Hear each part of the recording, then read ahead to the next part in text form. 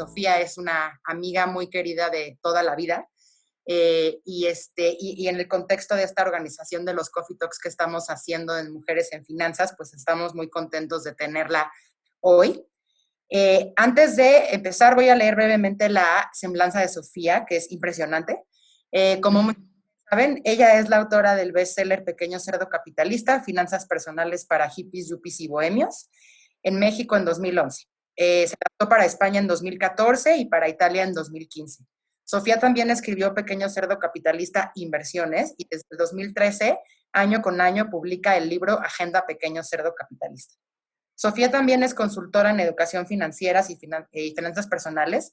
Cursó la licenciatura en periodismo en la Escuela de Periodismo Carlos Septién García y se graduó con honores en el MBA de la Escuela Superior de Comercio de Rennes en Francia. Ejerce el periodismo financiero desde el 2006 y ha trabajado en medios como El Economista, donde fue editora de portada, y Entrepreneur. También ha sido colaboradora y columnista de las revistas Expansión, GQ y Rolling Stone. Actualmente colabora con el periódico español El País y diversos medios mexicanos. A finales del 2011, Sofía fue invitada a participar como experta en la consulta para la Estrategia Nacional de Educación Financiera por parte de la Secretaría de Hacienda y Crédito Público en México. En 2018 publicó Tengo Iniciativa, una serie de libros de texto para primaria enfocada a educación financiera, emprendimiento y habilidades sociales con editorial SM Ediciones, y además fue ponente en el Congreso de Educación Financiera de la OCDE en Sao Paulo en 2018. También Sofía hace videos para su canal de YouTube. Diario interactúa con sus usuarios en redes sociales, que me estaba platicando que hay una comunidad cerca de 6,000, ¿verdad, Sofía? ¿Me decías? De mujeres son 6,000 mujeres en Pequeño Cerdo Capitalista, pero bueno, Okay. entre todos ya son más de 40,000 en el newsletter, pues más los seguidores del canal y de Facebook y etcétera, que ya por ahí nos hicieron la suma el otro día y eran más de 600,000 personas que nos siguen en las distintas redes. Ok, 600,000, impresionante. Y bueno, y también Sofía actualiza semanalmente la página de finanzas personales, que es www.pequeñocerdocapitalista.com, que es la bitácora que fue el origen del libro que Sofía publicó por la editorial Penguin Random House y que cumple en este 2021. Así que, Sofía, bienvenida y muchas gracias por acompañarnos en este Coffee Talk el día de hoy. Adriana, muchísimas gracias, de verdad. Bueno, por ahí vi a Mirza y algunas de las alumnas de retos financieros y pues como ustedes saben, Adriana es una gran experta en el tema de ETFs. Yo te agradezco mucho la plática que nos diste y el proyecto de Mujeres en Finanzas, para quienes todavía no lo conozcan, la verdad es que es una organización que a mí desde que inició, me pareció espectacular porque justamente buscan darles herramientas profesionales a otras mujeres para que cada vez haya más mujeres en el sector financiero, en los diferentes aspectos del sector financiero, desde la parte más técnica hasta la parte más de divulgación, que puede ser lo que hago yo. Yo tuve la suerte de que justo antes de que empezara la pandemia me invitaran a un toque de campana que hicieron en la Bolsa Mexicana de Valores en marzo, un toque por la equidad, y creo que su labor es muy importante porque justamente no nada más buscan que haya más mujeres en el sector financiero, sino que también tengan herramientas para estar en los puestos de decisión, mejores condiciones en cuanto al tema del trabajo y, por supuesto, también llegar a los puntos en los que puedan ser parte de los consejos de administración, porque pues todavía, digamos que es una minoría importante. Entonces, yo la verdad es que admiro muchísimo el esfuerzo que hacen y les agradezco muchísimo, me siento muy honrada de que me hayan invitado. Me encanta ver a tantas mujeres conectadas, también a los hombres que se conectaron, bienvenidos. Y pues bueno, me va a encantar conversar contigo, Adriana, de todo lo que estamos platicando justo de los temas de educación financiera y cómo el sector, las finanzas de las mujeres en este sector, pues es súper interesante. Entonces, gracias por la invitación de nuevo. Gracias a ti, Sofía. Y sin duda, vamos a entrar de lleno a los temas. Vamos a ver dos grandes temas el día de hoy.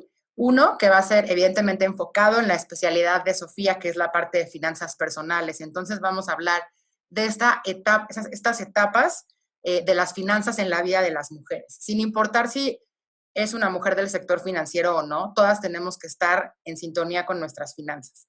Entonces, ese va a ser el primer tema. Y la segunda, vamos a tratar de aterrizar y quizá también teniendo mujeres que trabajan en el sector financiero en este Coffee Talk el día de hoy, quizá vamos a pisar algunos callos, que es la idea, ¿no? Que es cuáles son las buenas prácticas y qué es lo que hace que mucha gente que ve al sector financiero como algo alejado de su propia realidad.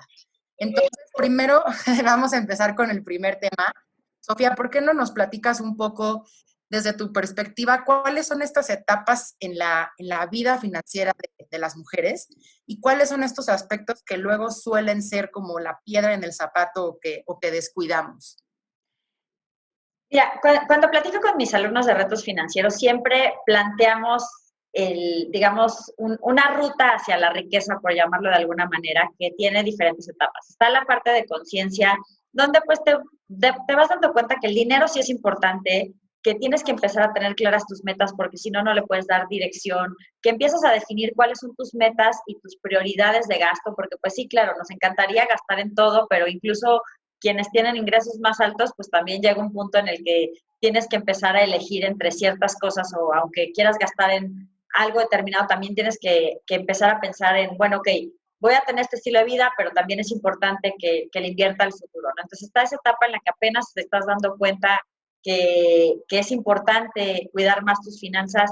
Te pudo haber pasado porque hubo alguna catástrofe financiera, quizás te metiste en una deuda por pues ya sea por una emergencia, por gastar de más, por prestarle tu crédito a otras personas, que eso es muy común entre los latinos y más aún entre las mujeres, o quizás también pudo haber sido temas que tienen que ver nada más con consumo, o puede ser que ni siquiera es que tengas un gran problema financiero, sino que volteas atrás y dices, oye, ya tengo determinados años trabajando y pues como que no se ve reflejada en mi cuenta bancaria, ¿no? ¿Qué está pasando aquí? Entonces, bueno, quizás ya una vez que tienes clara esta parte, la siguiente etapa, que esa la hablamos mucho también en retos financieros, es la de frugalidad. Esa no le gusta a la mayoría porque es una etapa en la que pues nos amarramos el cinturón, nos tenemos que organizar. Nuestras prioridades son más como de justo ver cuáles son esos focos de nuestro relajito financiero e irlo arreglando poco a poco. Si tienes deudas muy altas, pues organizarlas. Si no sabes en qué se te va el dinero, empezar a hacer registros de gastos. También ya tener no nada más las metas, sino los planes para llegar a ellas, porque muchas veces nos quedamos en el sueño guajiro, ¿no? Sabemos qué queremos, pero no le hemos dado una fecha, un plazo en el que lo queramos cumplir, realmente no tenemos tan claro cuál sería el costo y tampoco qué cambiaríamos en nuestros hábitos para llegar a este objetivo. Entonces, digamos que en esta etapa de frugalidad es como arreglar ese relajito financiero y de ahí pasas a una etapa de estabilidad. Ahí ya, pues probablemente tus ingresos ya estás cubriendo completamente tus necesidades, ya te puedes dar algunos gustos. Quizás empezaste con tus primeras inversiones, que creo que ahí es un tema que las mujeres nos atoramos mucho. Quizás somos buenas administrando, somos buenas ahorradoras, somos buenas, incluso por lo menos con la conciencia de la protección. No sé si tenemos tanta protección, pero al menos sí tenemos esa conciencia.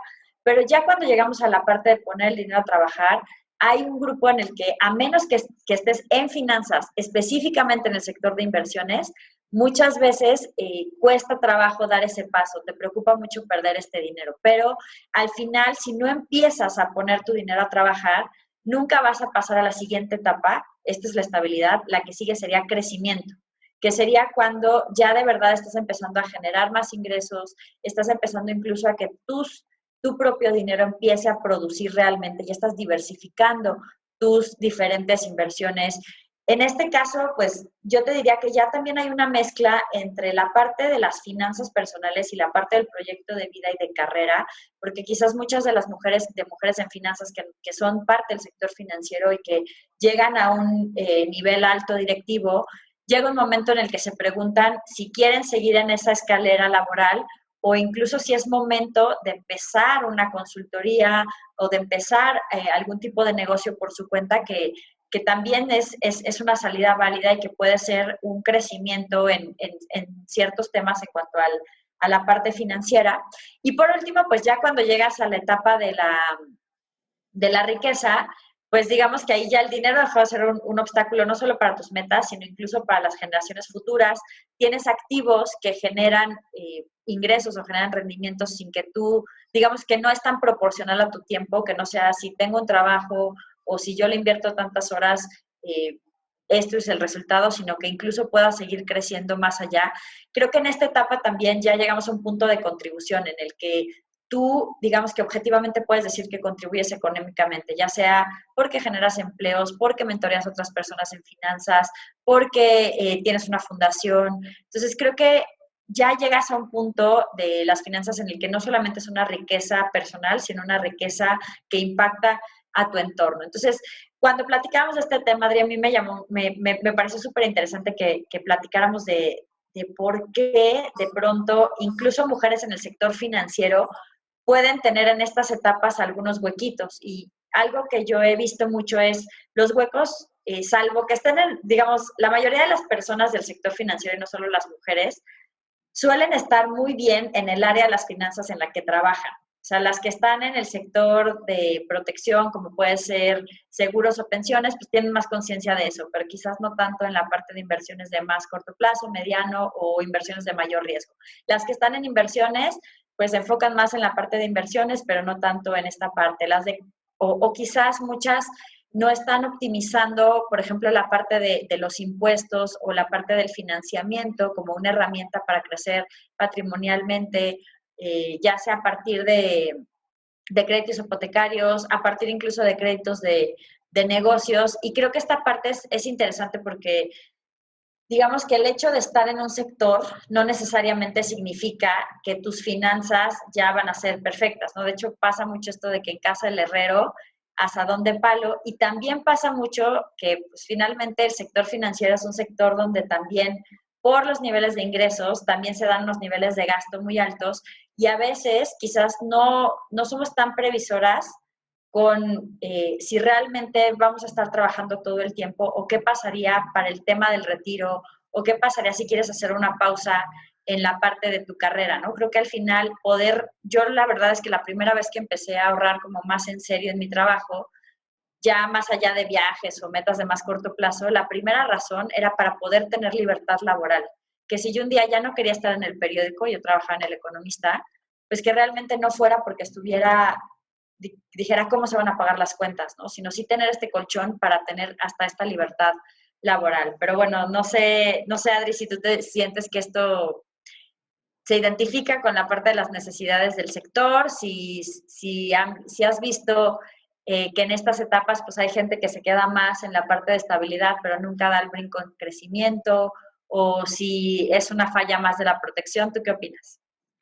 Sí, buen punto, Sofía. Y mientras hablabas de estas como 5 etapas, claramente cambiar de una a otra se vuelve un reto cada vez más importante, pero cada vez más relevante.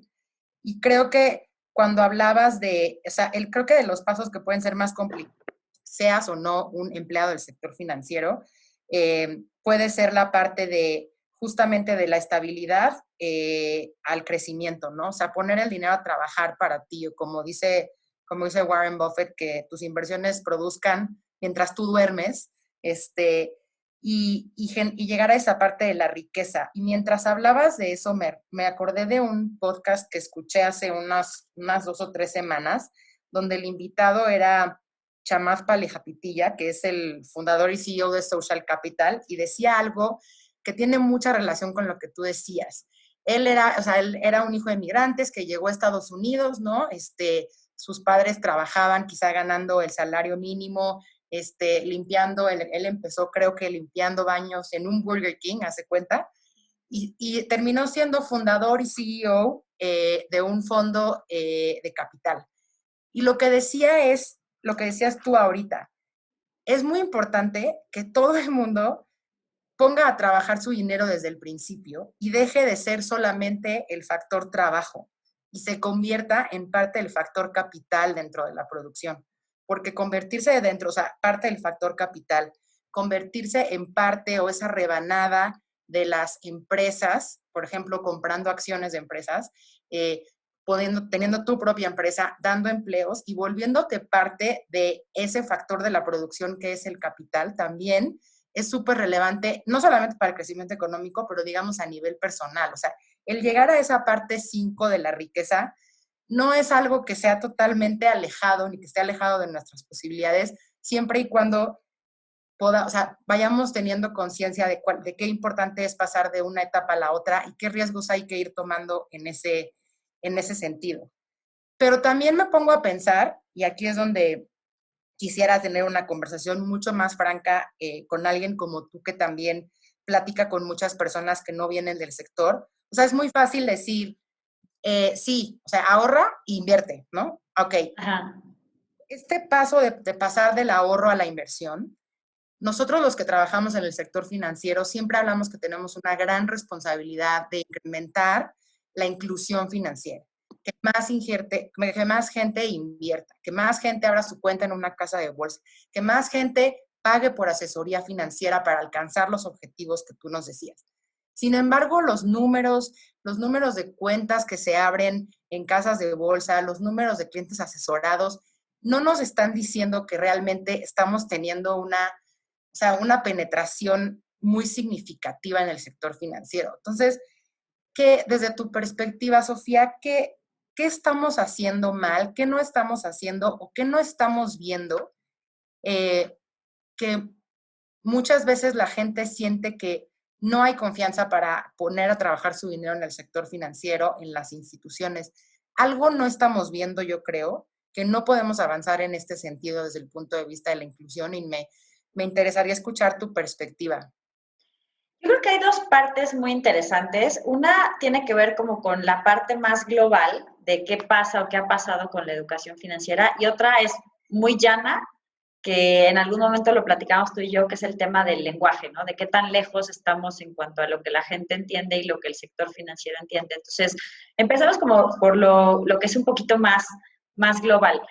Si realmente nos ponemos a pensar cuándo empezó bien, así ya seriamente estructurado, el tema de la educación financiera, pues en realidad data de una crisis anterior a esta, ¿no? O sea, empezó en 2008-2009, explotó la crisis financiera global por todo el tema de las hipotecas subprime en Estados Unidos, que pues bueno, parecían activos que eran muy seguros, que como le dirán en el sector financiero triple A, tenían como su estrellita, ¿no? De, ay, mira qué bien, pero adentro había como bastantes cosas medio tóxicas y esto causó había hipotecas que realmente no eran tan de buena calidad, la gente a la que se les había prestado no tenían tan buen análisis o incluso tenían préstamo sobre préstamo, pero como estaban revueltas con otras que parecían muy confiables, pues entonces todos los metieron como que les pusieron el mismo sellito y la misma calificación.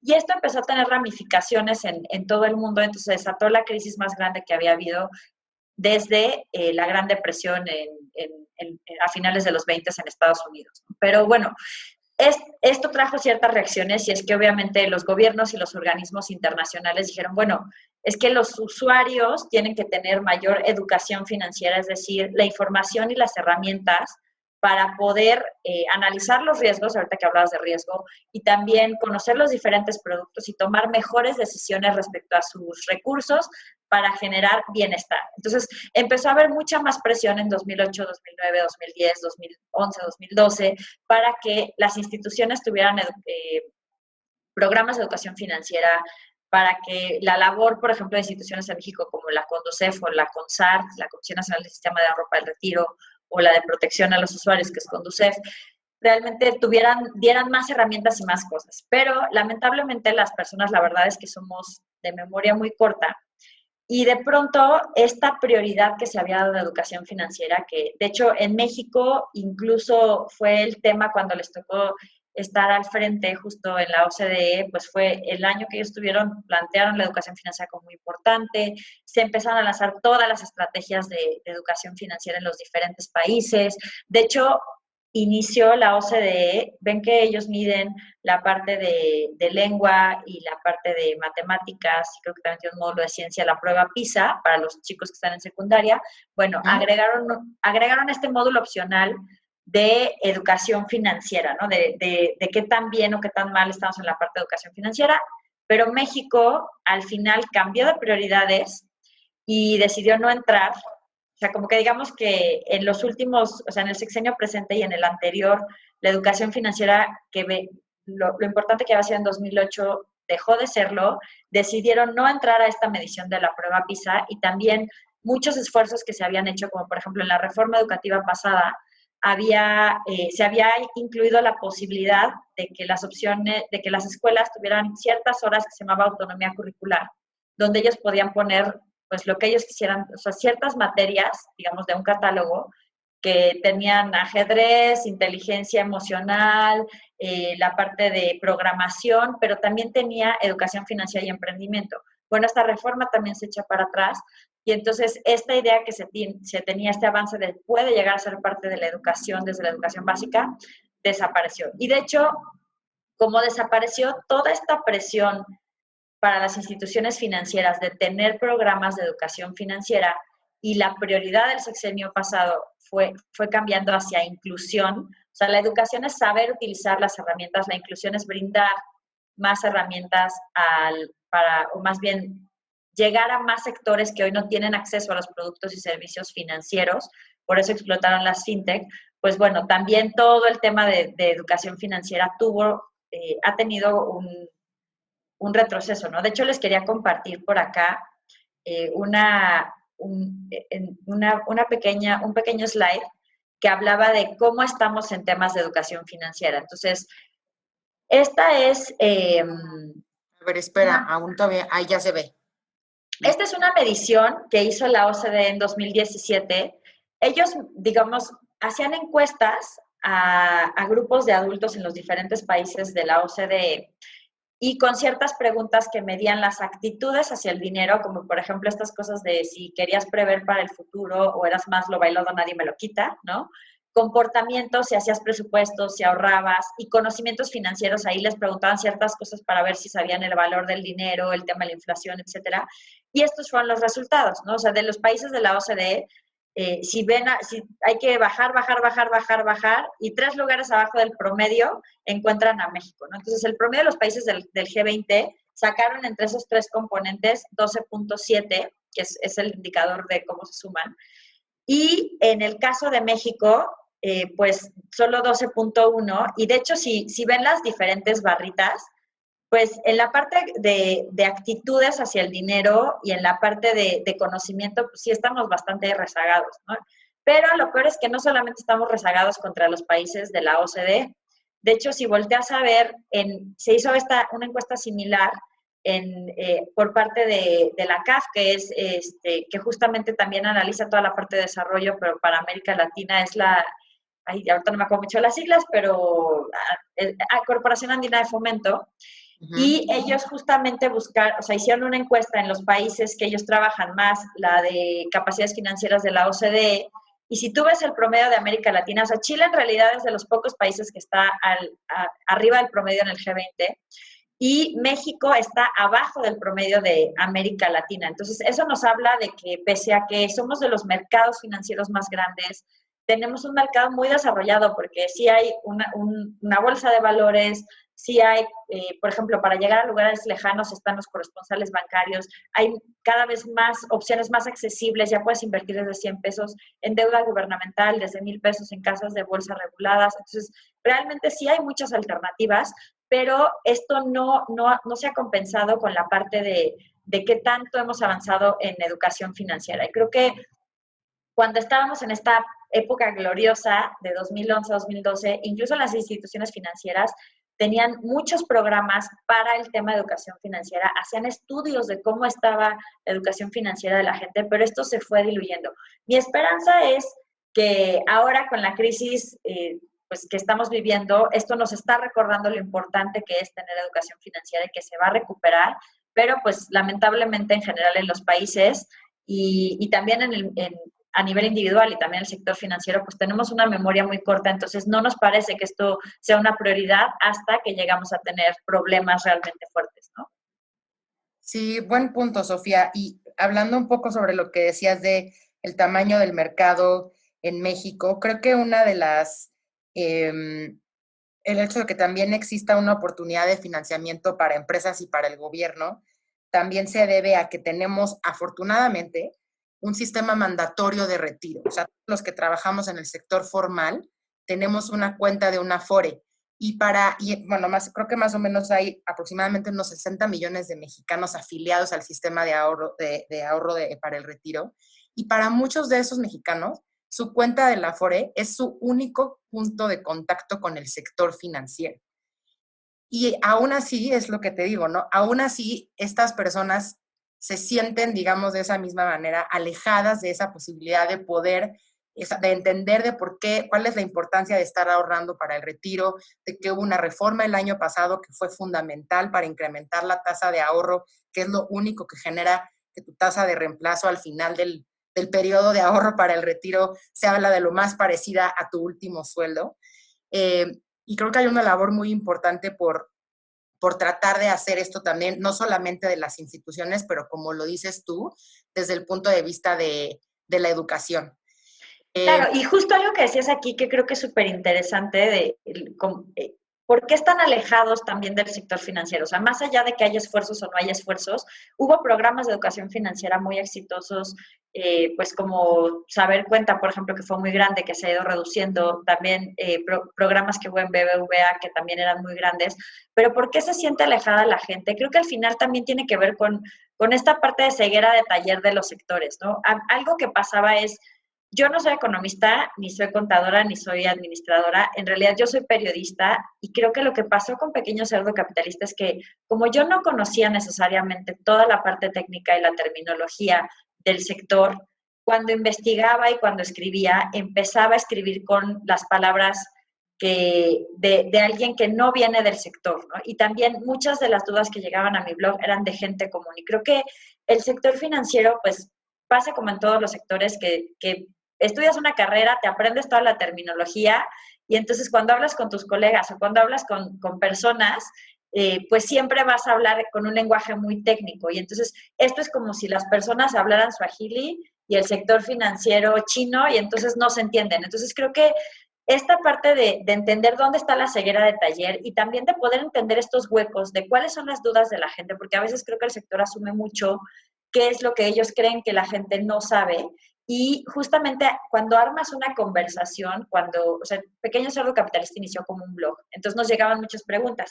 Y a la fecha, muchos de los mejores temas que hacemos en Pequeño Cerdo Capitalista vienen de las preguntas que recibimos en redes sociales. Te voy a poner un ejemplo súper bobo que acabamos de sacar esta semana, pero que fue muy taquillero. Pero empezamos a ver que la gente comentaba muchas cosas sobre la famosa Air Fryer. Y bueno, no es un tema súper sofisticado, pero hicimos una nota sobre la air fryer, pero de verdad analizando como consumidores inteligentes cómo llegar a eso. Otra de las notas que para Pequeño Cerdo Capitalista fueron súper taquilleras el mes pasado, hicimos un comparativo de los diferentes instrumentos de inversión que hay para tu fondo de emergencia y metas de corto plazo, pues como pueden ser desde fondos de liquidez diaria, CETES directo, aplicaciones para invertir en este tipo de fondos, SOFIPOS, depósitos a plazos en diferentes, en bancos o en bancos digitales. Y esto la verdad es que es el tipo de temas que a la gente más le interesan y no porque la información no esté ahí, sino porque de pronto, una de dos, o está presentada de una manera técnica o no hay como esta respuesta directa a la duda. Entonces creo que al final el sector financiero se beneficiaría muchísimo de abrir conversaciones reales con sus usuarios. O sea, si tú puedes de verdad escuchar y sondear el famoso social listening en las redes, o ahora ya se pueden hacer foros por Zoom y ver a muchísimas personas, ahí podrán encontrar una gran riqueza de qué es lo que les está faltando comunicar en términos de educación financiera, en términos no solamente del producto, porque creo que esta es una diferencia súper importante en cuanto a buenas prácticas. A mí de repente me enojaba un poquito porque de pronto había ciertas instituciones financieras o sobre todo ciertas nuevas fintechs que decían, no, somos una fintech de educación financiera. Y se la pasaban hablando de sus créditos y hablando de cómo usar esos créditos, pero no necesariamente, o sea, la educación financiera te tiene que servir para tomar mejores decisiones. No es simplemente un incentivo de tus productos o un marketing de tus productos, ¿no? Entonces, creo que esa parte de tenerlo bien diferenciado, o sea, una cosa es educación financiera, que es cómo usamos a nuestro favor los instrumentos, cómo tomamos mejores decisiones con nuestros recursos, que es mucho más amplio. Otra parte es inclusión, que es el acceso a estos servicios y productos financieros, que es importantísimo, y ahí lo que está faltando quizás es entender que cuando tú le estás dando acceso a las mismas personas, por ejemplo, muchos de los nuevos proyectos que solamente son a través de Internet, pues no está creciendo necesariamente el acceso. Al final, lo que más ha ayudado en acceso a servicios financieros aunque sean, lamentablemente son todavía muy básicos los servicios a los que pueden tener acceso, son los corresponsales bancarios, porque son quienes están llegando a las comunidades que los servicios, que las instituciones financieras que están más en poblaciones urbanas no han llegado, ¿no? Y por último, marketing. Está perfecto que tú hables de tus productos, pero cuando tú mezclas o tú le dices al usuario que le vas a enseñar a mejorar sus finanzas o a tomar mejores decisiones o a entender mejor el sector financiero y lo que en realidad estás haciendo es una venta, pues ahí es como es una mala práctica financiera. Sí, de acuerdo, Sofía. Muy buen punto. Esta parte de usar un lenguaje que sea un lenguaje que sea el adecuado, ¿no? Que creo que es algo que tú lograste muy bien, que lo empezaste a hacer desde que escribías en el blog. Y de hecho hay algunos comentarios aquí en el chat sobre que, de hecho, sí, Eunice García dice, a ella le pasó con varios libros de finanzas, hasta que dio con el Cerdo Capitalista, que estaba muy bajado a las personas que no trabajan en el sector financiero para entender el mundo de las finanzas. También dice Ana Díaz, es el mejor libro para principiantes. Explicas de una forma muy natural algo que supuestamente es muy complicado, pero te animas a seguir estudiando sobre ese tema.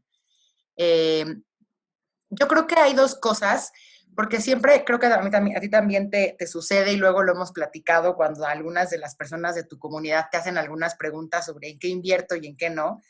Creo que yo lo único que diría y que me gustaría aportar desde este lado, creo que pensando en estas etapas de la que mencionabas al principio de conciencia, frugalidad, estabilidad, crecimiento y riqueza, creo que a lo largo de todo este camino hay que tener en mente dos cosas. Uno, que sí existe esta idea de, de llegar al punto de riqueza, pero para ese punto de riqueza sí hay que tener una disciplina y una visión de largo plazo, ¿no? Entonces, para ese camino de largo plazo y de llegar a riqueza, pues hay que tener una visión de largo plazo, hay que tener disciplina, enfocarse en lo que uno puede controlar y controlar sus emociones, sobre todo cuando dices, no, ya lo perdí, ya me fue mal, ¿y ahora qué hago? Esa es la parte que es la más compleja. Eso no quita que a lo largo de este camino de las 5 etapas, ¿no? Tengas también esta posibilidad de tener ahorros más bien inversiones con instrumentos que sean mucho menos riesgoso y que te permitan usarlo en caso de emergencia, ¿no? O sea, esa parte creo que es algo que todavía tenemos mucho trabajo por hacer en cuanto a la educación de horizontes de inversión. Que la primera pregunta sea, ¿para qué vas a querer utilizar el dinero? ¿Cuándo vas a querer utilizar este dinero? ¿Y cuál es ese objetivo, no? Porque muchas veces la gente nada más se lanza a decir, compra esto, o sea, sin saber si la persona está pasando por una situación complicada, si no la está pasando, ni en qué etapa de estas 5 etapas está, la verdad. Entonces, creo que en ese sentido le veo... Y ahorita el ejemplo de Bitcoin creo que es perfecto, ¿no? Para ese tema. Claro. Totalmente, el ejemplo de Bitcoin es otro ejemplo. Bitcoin a mí algunas personas me preguntan sobre Bitcoin y qué pienso de Bitcoin y yo decía, oye, pues es que yo la verdad no entiendo mucho de eso y no me meto. Y entonces luego me dicen, ajá, ya, 1000% después te sigues sin meter y pues, o sea, la verdad sí, ¿no? O sea, no, yo creo que sí es muy importante que uno pueda entender en lo que está poniendo a trabajar su dinero, porque pues es dinero que se gana con mucho trabajo y no es una cosa sencilla, ¿no? Muy bien, Sofía. Si quieres, podemos pasar a algunas preguntas. Hay una pregunta, de hecho, justo, algo que voy a decir, gracias Miguel Ángel por tu pregunta, me recordó algo. Dice Miguel Ángel, ¿qué dicen los estudios de quién ahorra más y quién utiliza más productos financieros, los hombres o las mujeres?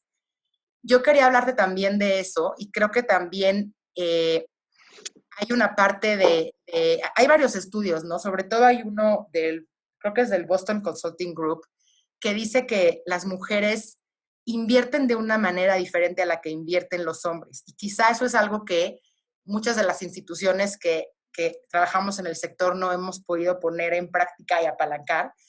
Y creo que es cierto, porque yo, por ejemplo, me comparo con cómo invierte mi esposo y cómo invierto yo. Las mujeres invertimos y no es la regla, pero creo que a mí me pasó cuando lo leí, dije, sí, Las mujeres invertimos pensando en objetivos. Este es mi objetivo y esto es lo que a mí me gustaría tener. Y los hombres se invierten pensando en comparados contra qué. O sea, cómo te inviertes con el objetivo de que te vaya mejor que a un índice o a un manejador o a un benchmark.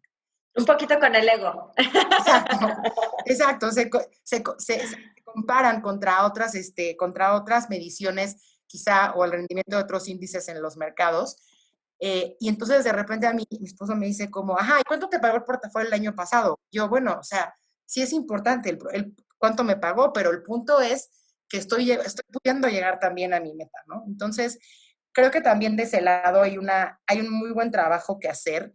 Eh, como instituciones en invertir también en productos que puedan resolver para las mujeres de la manera en la que las mujeres piensan también, ¿no? Sí, o sea, yo creo que al final no es que necesariamente le tengas que poner el moñito o el colorcito o eso, sino que sí tiene que ser un cambio más profundo. De hecho, parte de lo que dicen los estudios, ahorita que preguntaba Miguel Ángel, es lo que dice Adriana del tema de aversión al riesgo, que para las mujeres, por ejemplo, en el tema de retiro, ser adversas al riesgo puede ser muy costoso, porque si eres más conservadora en las inversiones y no estás arriesgando un poco más, pues también tus rendimientos van a ser menores. Y si de por sí tenemos ahí un tema en cuanto a por qué vamos a llegar con menores recursos para el retiro, por aquí eso también les quería compartir una pequeña lámina al respecto y a ver si la puedo ver, lo puedo poner aquí. Bueno, o sea, digamos que tenemos dos contras, ¿no? El primero es que vivimos más años que los hombres. Esta no está actualizada con el último censo, pero sigue siendo la diferencia de alrededor de 6 años lo que viven las mujeres respecto a lo que viven los hombres. Tenemos una mayor esperanza de vida, entonces, por lo tanto, mayor número de años. Obviamente, en promedio, hay mujeres que mueren jóvenes, pero no son la mayoría. Más años que cubrir en cuanto al tema de retiro. Y el segundo tema que también es importante es que, aquí se traba un poquito, esperen un segundo. Es también el tema laboral. O sea, en nuestra carrera laboral tenemos más interrupciones y también hay una brecha salarial, ¿no? O sea, el promedio de la brecha salarial en la OCDE es del 16%, y aquí este es uno de los últimos estudios que se hizo en cuanto al tema de la densidad de cotización. Por ahí CONSAR también tiene uno muy interesante, pero digamos que si en promedio la gente solamente va a aportar a la seguridad social para su retiro el 56% de su vida activa, se vuelve más dramático entre mujeres y hombres, porque ya a la hora que ves mujeres y hombres, los hombres son el 59% y las mujeres el 50.6% del tiempo. Entonces, esto también tiene mucho que ver con lo que vas a acumular para tu retiro. Pero yo creo que al final, muchos de los productos financieros empezaron como más por esta parte del colorcito rosa y del moñito, y justo lo que hay que empezar a ver son estas necesidades, ¿no? O sea, nosotros vivimos más tiempo y necesitamos planear un poquito desde más jóvenes el tema del retiro. Nos cuesta más trabajo el tema de aventarnos para el riesgo de inversiones, entonces quizás deberíamos de tener un poquito más de asesoría en este tipo de productos o enfocarse a esta parte. También creo que al final, ya cuando empiezas a hablar de otros temas, como por ejemplo el crédito para los negocios, pues también creo que al final no se piden tantos créditos. Digo, hay muchos apoyos gubernamentales, pero enfocados al tema de mujeres, pero ya en la parte del sector financiero quizás es un poquito más complicado. Entonces creo que sí, efectivamente pensar cómo puedes incluir un poco más a las mujeres en estos temas y que de alguna forma su vida financiera se pueda enriquecer con el sector, sí es definitivamente muy importante. Sí, y hablando un poco, la parte del retiro creo que es muy relevante y tenemos varias preguntas sobre la parte del retiro y que si nos confiamos o no del Afore.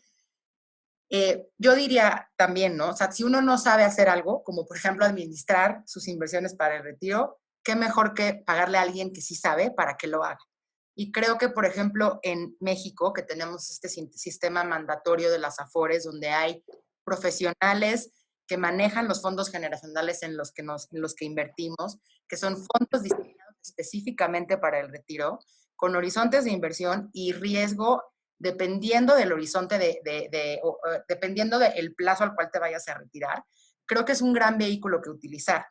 Y también... Y además tiene los beneficios fiscales, que es como regalarte, o sea, lo que dejas de pagar de impuestos o lo que te ahorras en tu declaración anual deduciendo estos impuestos, al Exacto. final es como si te dieran rendimientos extras. Obviamente esto en un país donde no todo el mundo hace declaración voluntaria de las personas físicas, pues obviamente a veces mucha gente no lo ve como un beneficio, pero si tú, y sobre todo si eres una mujer que tienes gastos médicos, que quizás estás pagando una hipoteca, que tienes hijos en las escuelas, hasta bachillerato, de preescolar a bachillerato hay una parte deducible, pues ahí ya cuando juntas deducciones puede ser interesante, ¿no? Que esa es una de las cosas que de pronto no tenemos tan claro, ¿no? La parte fiscal.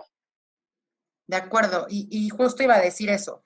Hoy en día la tasa de ahorro es el 6.5% de nuestro sueldo, entonces cada mes pues nos descuentan eso. Bueno, nuestro patrón pone una parte, nosotros otra.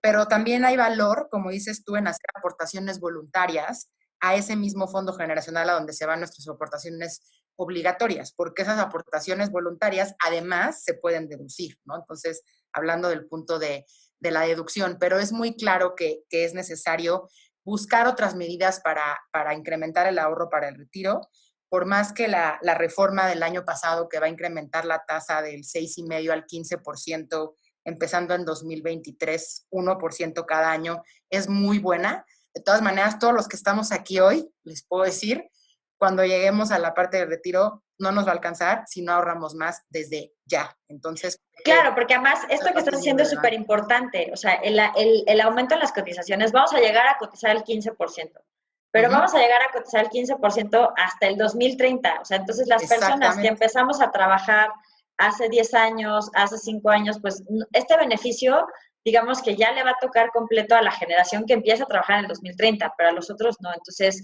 eso está muy interesante. Por ahí había visto en el chat una pregunta que nos habían hecho justo sobre el tema del ahorro solidario, que es Uh-huh. el que tienen los trabajadores del ISSSTE, de los trabajadores al servicio del Estado, que si tú aportas, te van haciendo un match y creo que tú llegas a aportar hasta el 2% de tu salario y no me acuerdo si entre lo que tú aportas y lo que ellos aportas llegas al 6 o llegas al 8%, pero es un extra muy bueno. Nos preguntaban si aportaciones voluntarias o ahorro solidario. Pues mira, si te están regalando, yo diría que las dos, pero si te están regalando dinero gratis y solamente puedes hacer una, pues ahorro solidario la verdad es que es una gran herramienta porque ya te están dando dinero por hacerlo. Así es. Tenemos, Elisa Vilchis nos dice, hablando sobre este tema del lenguaje, ¿no? Yo recuerdo que me buscaron como 6 personas ofreciéndome seguros, pero nadie atendía mis preguntas básicas. Entonces no quise comprar ninguno hasta que alguien me explicó a nivel sencillo y entendí. Adquirí un seguro confiando y entendiendo perfectamente lo que iba a obtener. Y creo que sí, esa es la parte en la que nosotros que trabajamos en el sector tenemos que escuchar mejor las preguntas y no asumir cuáles son las cosas que quizá los posibles clientes de nuestras instituciones no entienden, ¿no?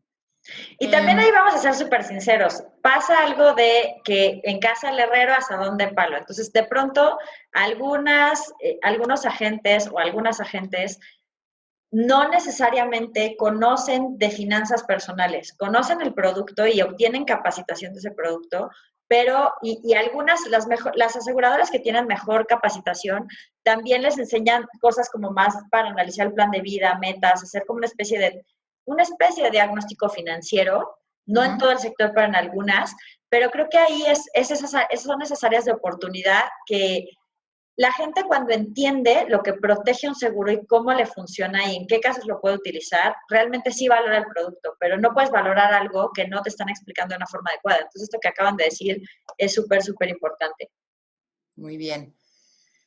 Carla Valdés pregunta, ¿algunos tips para impartir educación financiera a personas con nivel primaria o secundaria? Y a Eunice ya le contestó, que vaya al proyecto de Sofía de tengoiniciativa.com. ¿Tienes alguna otra?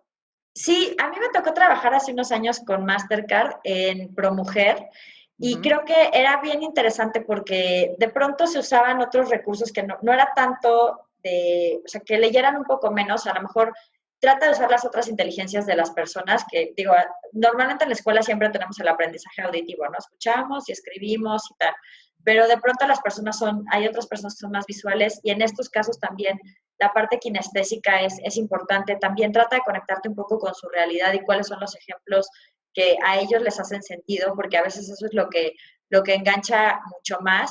Pero sí hay algunas microfinancieras que, por ejemplo, enseñaban muchos temas de finanzas personales con dramatizaciones. Y también cuando estamos hablando perdón, ahí me hice un poco bolas la pregunta. La pregunta era para nivel, o sea, adultos que solo tienen nivel primaria o para niños en nivel primaria.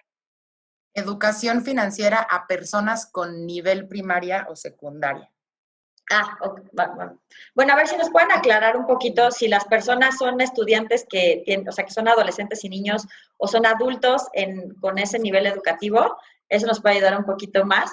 Pero bueno, yo me estaba refiriendo a los adultos con esos niveles educativos que, por ejemplo, en ProMujer hacían muchas dramatizaciones para explicarles, pero también en ciertos sectores la pregunta tiene que ser, ¿les tengo que enseñar educación financiera o emprendimiento? O sea, cuando estamos hablando de poblaciones de menores recursos, claro que la educación financiera sirve, pero la educación financiera parte de cuando, o sea, inician los ingresos y en cómo los administras y en cómo los aprovechas y en cómo los inviertes y en cómo los haces crecer. Lo anterior, pues, tiene más que ver con emprendimiento. Si estamos hablando de la parte de niños, sí, tengoiniciativa.com/blog. Tenemos un blog para maestros y para padres con algunos de los temas. De hecho, la serie que tengo por acá, bueno, aquí están los juegos de mesa y más abajo están los libros. También son libros que están basados en un marco de UNICEF que creo que te puede servir mucho también para lo que estés desarrollando. El marco es de Aflatun, UNICEF y creo que es Child Finance y se llama Educación Social y Financiera de la Infancia y habla de las habilidades que tienen que tener los niños en diferentes edades. Perfecto. Muchas gracias, Sofía. También Mariana Cuevas pregunta si conocen o pueden recomendar iniciativas que incentiven o eduquen a las mujeres a utilizar diversos productos de inversión.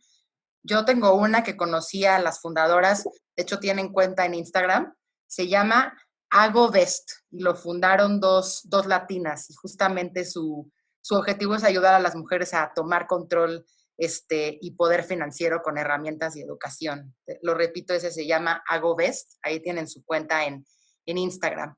Y también vi por ahí que Ana Ibarra contestó que ella tiene un grupo en Facebook que se llama El futuro es femenino, finanzas para mujeres.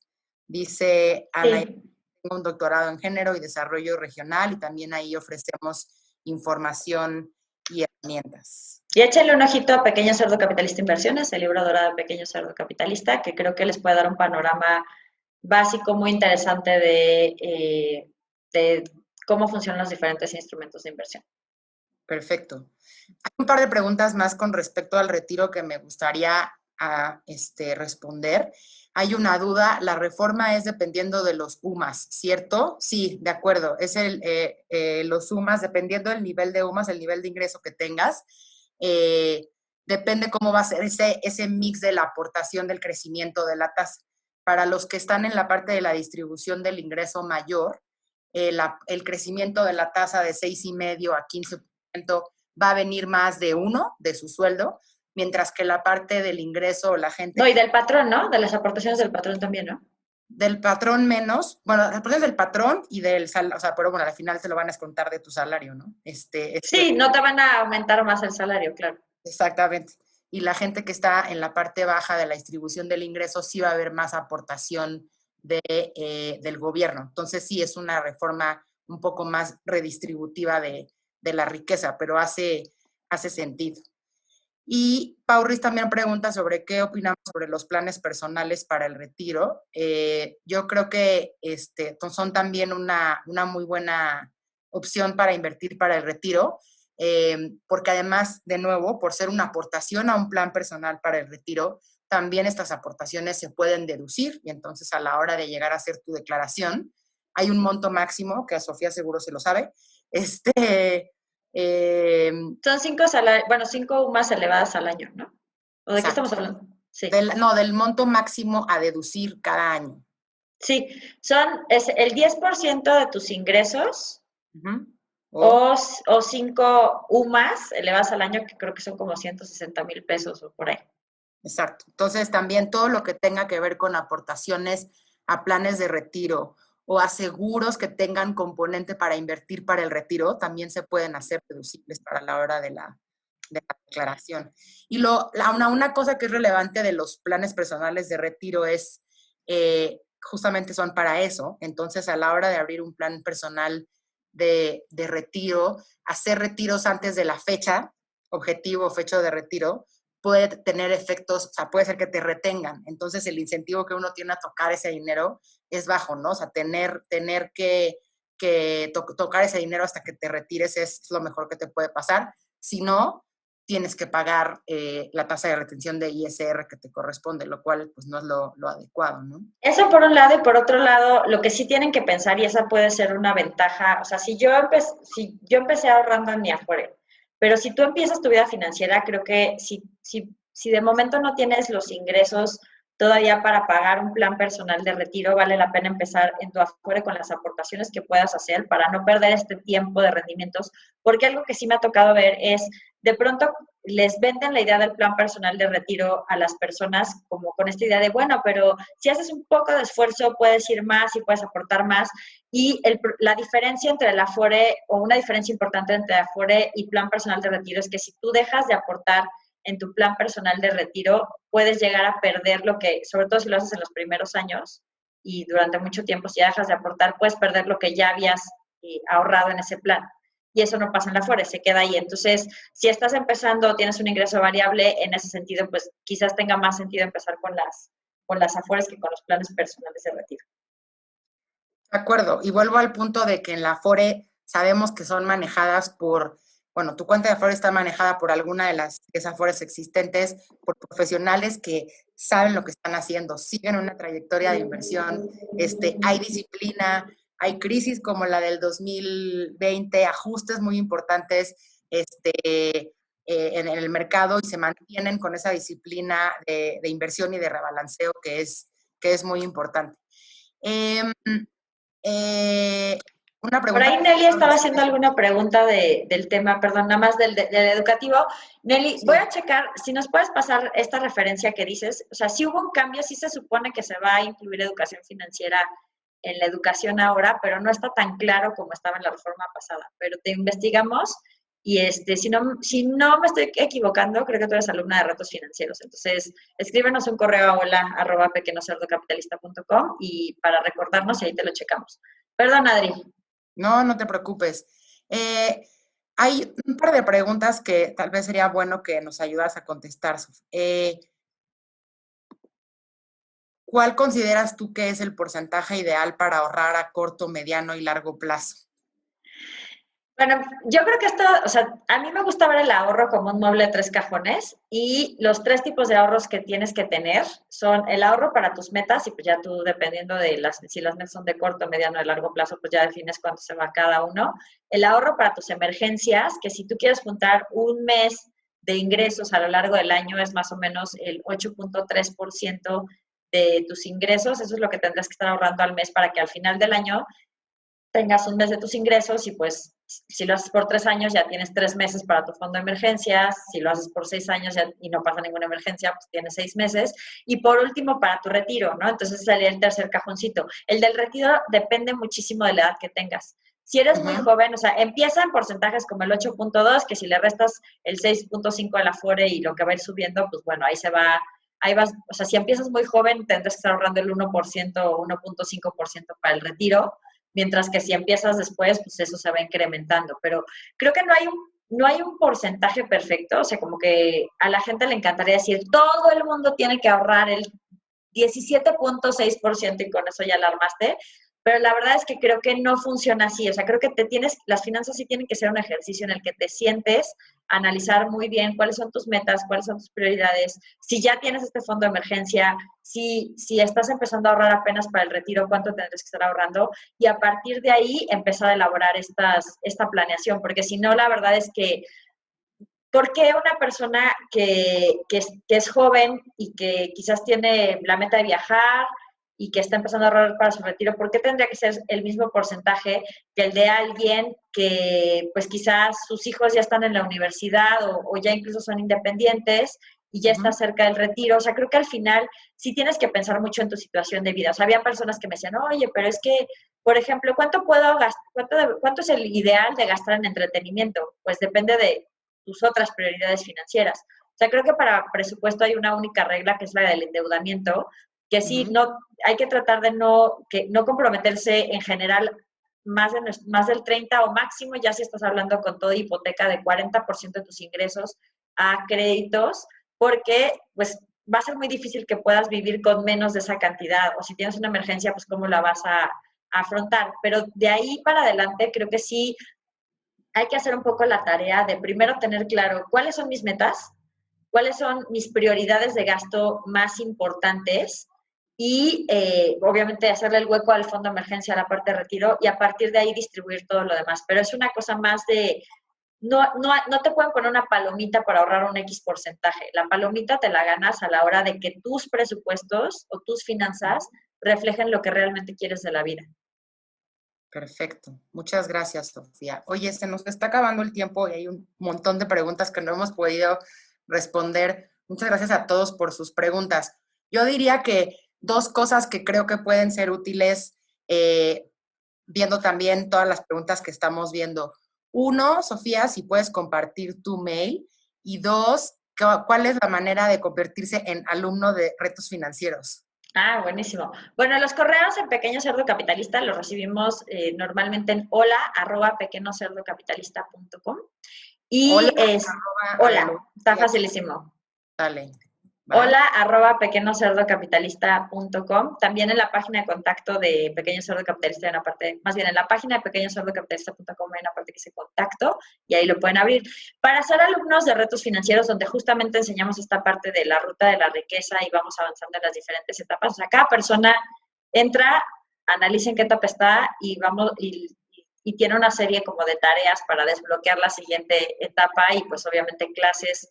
Tenemos una clase en vivo al mes y tienen todas las clases de archivo. De hecho, hay una clase de Adriana Rangel sobre la parte de ETFs que estuvo excelente. Gracias, los Sofía. alumnos siguen preguntando. Ya muchos se animaron a abrir cuentas en casa de bolsa en línea gracias a esa clase y están más que animados muchos que se habían estancado muchos años en CETES o en fondos de inversión de deuda de corto plazo y no avanzaban, pues con esa clase ahí fue el empujonzote. Entonces, muchísimas gracias, Adriana, por esa gran clase. Y abrimos inscripciones normalmente entre 3 y 4 veces al año. El próximo periodo de inscripciones lo vamos a abrir en abril, pero si quieren irse preregistrando o aprender un poquito del curso, pueden entrar a pequeñocerdocapitalista.com/cursos y ahí les va a salir el videíto, información sobre el curso y también se pueden registrar para que en cuanto abramos puertas también les avisemos. Y si se quedan con dudas, pues también en redes sociales nos pueden escribir. Y normalmente si son dudas generales o de cosas que ya tengamos contenidos y les podamos mandar información, se los mandamos. No son dudas así como tan de asesoría súper personalizada, pero si es un tema genérico del que quieres aprender, con muchísimo gusto les mandamos lo que puedan, les pueda dar una luz en ese camino de decisiones financieras. Perfecto, pues muchas gracias, Sofía. Gracias por tu tiempo, gracias a todos por acompañarnos y Sofía, gracias por compartir con nosotros todo tu conocimiento y todos los consejos para seguir empoderando a las mujeres y lograr que las mujeres tengan lo que creo que es lo más importante para lograr la equidad, que es la independencia financiera. Lourdes Cabrera dice que te quiere ver de nuevo en el curso, por cierto. Muchas gracias y con mucho gusto. Bueno, ay, pues gracias por esta gran oportunidad para compartir con la comunidad de mujeres en finanzas y de verdad es una labor espectacular la que están haciendo. Entonces, muchísimas gracias, Adriana. Sí, no dejen de seguirnos en redes sociales. Justo gracias por recordarme que siempre se me ese comercial. Nos pueden seguir en Instagram en @mujeresenfinanzas y LinkedIn también. Y también el procedimiento para entrar a la comunidad digital está en la bio de la cuenta de Instagram de @mujeresenfinanzas. Así que muchas gracias a todos por su tiempo y nos vemos pronto. Gracias, Sofía.